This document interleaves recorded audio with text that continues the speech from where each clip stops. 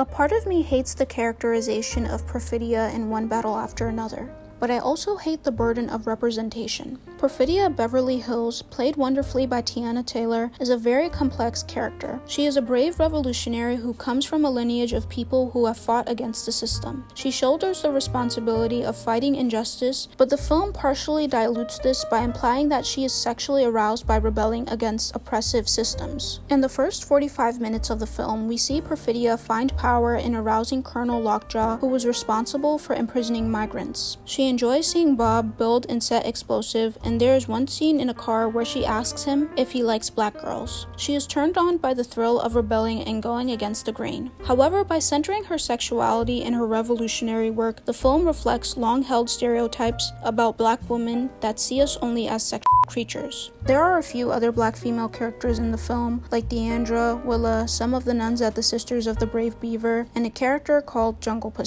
When I first heard this character's name, I thought, now Paul Thomas Anderson is playing in my face. Apparently, this actress's stage name is Jungle Pussy, so at least the white male director didn't come up with it. However, this is the second black female character in this film whose character is somewhat revolved around their sexuality and implying some sort of promiscuity. As a black woman, watching this film was extremely uncomfortable for the first 45 minutes. I didn't understand why the film over-sexualized Perfidia and why it was necessary for the larger narrative in the film. In many ways, Perfidia is positioned as a villain and Bob has to clean up her mess. This is a very problematic dynamic because once again it plays into negative stereotypes about black women. A part of me resents Perfidia's characterization, but she's also just one character. Black women are not a monolith, and Perfidia is complex. Should we allow black female characters to be complex even if it's uncomfortable? This is where the burden of representation comes in. The burden of representation was a term coined by the cultural theorist Kobina Mercer in 1990, and it recognizes the pressure placed on artists from marginalized communities to represent everyone in their group.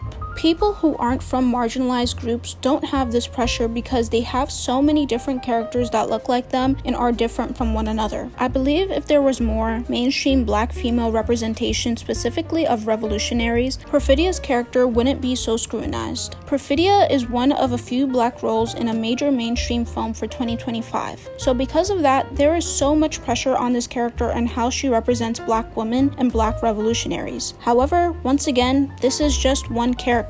How can one character represent a vast group of people? It's the scarcity and representation that places pressure on the characters that do exist. I'm of two minds. The portrayal of Perfidia's character was uncomfortable for me to watch, but it wasn't flat. I think the character is complex and has some bad elements, which makes her fascinating. Not every black female character needs to be safe and a role model. I don't think Perfidia's character is the problem. I think the general lack of representation of black women in major Hollywood films is. At the same time, we aren't at that point yet where major films directed by, written by, produced by, and starring black people are common. It is still rare, unfortunately, so how do we deal with this? I think it's important to accept more black characters being complex even if they aren't polished, while also shining a light on black characters that aren't from major films and advocating for more black-led major projects. It's easy to feel like we have no power in what film studios do, but we are the audience and we can communicate to studios what we want to see through our money and social media. I've been very torn about this whole situation, so let me know what you think in the comments.